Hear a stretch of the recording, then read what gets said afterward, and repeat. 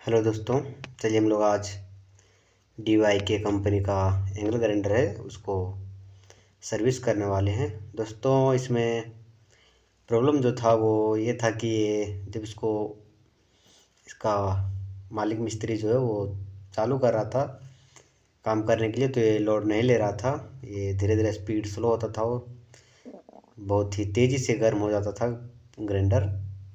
तो हमने इसको चेक किया तो ये कंपोटेटर में पूरा स्पार्क दे रहा था दोस्तों। तो हमने उसको पुलिस पेपर की मदद से सीरीज पॉलिश करके भी देखा तो नहीं हो पाया। इसलिए अब हम इसको लास्ट में दोस्तों ये हार मानने के बाद आर्मेचर चेंज करने वाले हैं इसका। तो देखिए, इसका हम अभी आर्मेचर चेंज करने वाले हैं। जब भी ऐसे कंपोटेटर में स्पार्क मारे या लोड ना ले तो आप सबसे पहले कंपोटेटर को देखें और उसके कार्बन को, कि हमारा कार्बन और कंपोटेटर आपस में सही से स्पार्क कर रहा है या नहीं। यदि तेज़ी से स्पार्क मारे तो कंपोटेटर के पॉइंट को देखें कि कहीं से कोई शॉर्ट वगैरह तो नहीं है। ये देखिए, हमने इसको पॉलिश कर लिया था और ये हल्का सा चला, फिर उसके बाद ये काला काला हो गया, ये देख सकते हैं आप। देखिए, तो चलिए हम इसको अब चेंज करने वाले दोस्तों। हम तो हार मान गए इसमें। इसका बैरिंग देख लेते थोड़ा, उसके बाद हम नया आर्मेचर लगाने वाले हैं जो ओरिजिनल है DYK का। ये बहुत ही महंगा मिलता है दोस्तों, ये कंपनी भी थोड़ा महंगा है। जाने अब इसका मालिक, इसका रिस्पॉन्स कैसा है, कैसा चलता है। ये हमें तो यहाँ टेस्टिंग में स्मूथ लगता है पूरा। देखिए, DYK का ओरिजिनल, ये लेज़र प्रिंटिंग से डेट लगा हुआ है इसमें। 240 से 220 वोल्ट इसमें लिखा हुआ है, 220 से 240।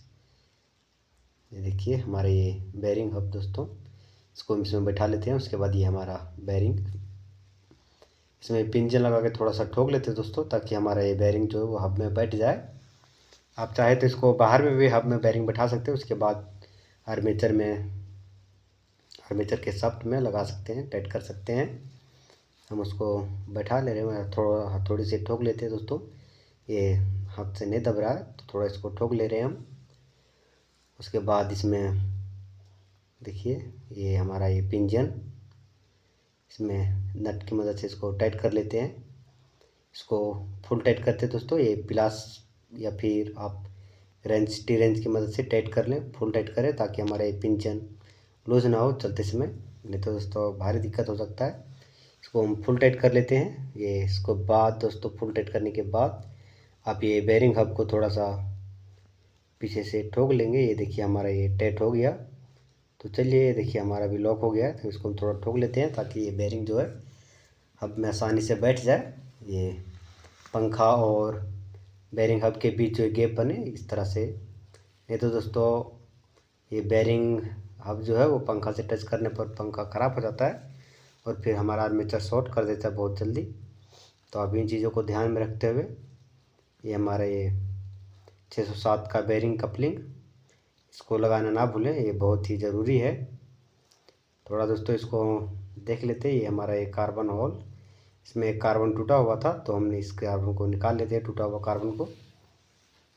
अब इन चीज़ों को ध्यान रखें, नहीं तो फिर कार्बन का जो भी दोस्तों छोटा मोटा स्पार्क होता है वो कंप्यूटर में जाने के बाद फिर हमारा कंप्यूटर ख़राब हो जाता है। इसलिए आप इन चीज़ों को देख लें।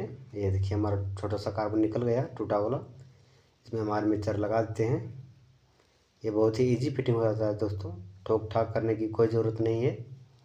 ये बहुत ही मस्त बनाया हुआ ये DYK का, बहुत ही सरल है इसका फिटिंग करना। तो चलिए हम इसको फिट करते हैं दोस्तों। ये देखिए, इसमें लगा लेते हैं दोस्तों।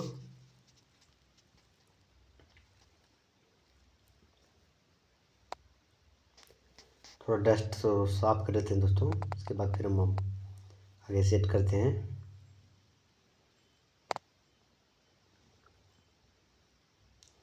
ये स्विच को देख ले आप, ये स्विच जो है वो ब्लेड दोस्तों, यदि आप बाएं साइड रखते तो स्विच नीचे ऊपर होना चाहिए, ताकि जब भी ग्राइंडर पकड़े तो ये स्विच नीचे ऊपर हो, एक हाथ से पकड़े तो एक हाथ से ऑन ऑफ कर सके, इससे इजी होता है दोस्तों।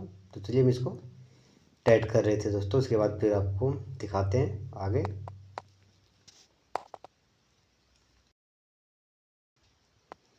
तो हमने इसको टाइट कर लिया दोस्तों। अब इसमें हम कार्बन लगाने वाले हैं। देखिए ओरिजिनल कार्बन DY के कंपनी का। इसका कार्बन भी बहुत महंगा है दोस्तों। इसका स्पेयर पार्ट जो बहुत ही महंगा मिलता है। ये आर्मेचर इसका 580 रुपये मुझे पड़ा था होलसेल।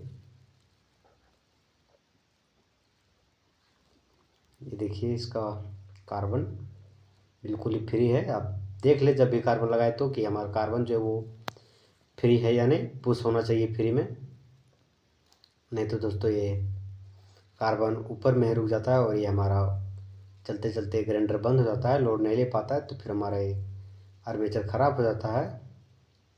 इसलिए आप इन चीज़ों को ध्यान रखें कि हमारा कार्बन प्लेट जो फ्री होना चाहिए, उसमें जो भी डस्ट हो वो हटा लें।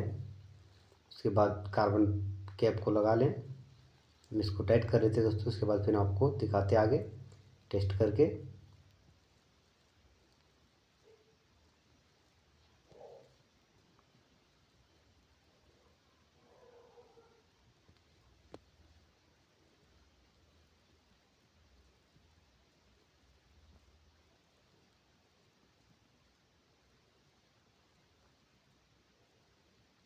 तो ये दोस्तों हम इसको सीरीज की मदद से पहले टेस्ट करते हैं, में कनेक्शन देते हैं दोस्तों, उसके बाद आपको दिखाते हैं इसका आवाज़ जो ये कैसा चलता है, टेस्ट कर लेते हैं।